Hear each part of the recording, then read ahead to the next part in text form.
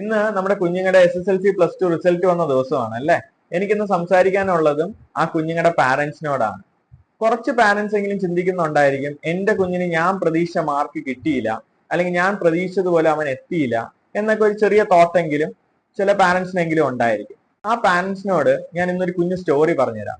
സ്വന്തം കുഞ്ഞിന്റെ കഴിവിൽ വിശ്വസിച്ച് ആ കുഞ്ഞിനെ ഉയരങ്ങളിൽ എത്തിച്ച ഒരു അമ്മയുടെ കഥ.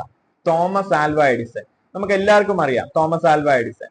ആ തോമസ് ആൽവ എഡിസൺ ഒരു ദിവസം സ്കൂളിൽ നിന്ന് വന്നത് ഒരു ലെറ്റർ ടീച്ചർ അമ്മയ്ക്ക് കൊടുക്കാനായിട്ട് പറഞ്ഞിരുന്നു. ആ ലെറ്ററിൽ തന്റെ മോൻ ആ സ്കൂളിൽ പഠിക്കാൻ ആപ്റ്റ് അല്ല, ആ സ്കൂളിൽ ഇനി വിടണ്ട എന്നായിരുന്നു എഴുതിയിരുന്നത്.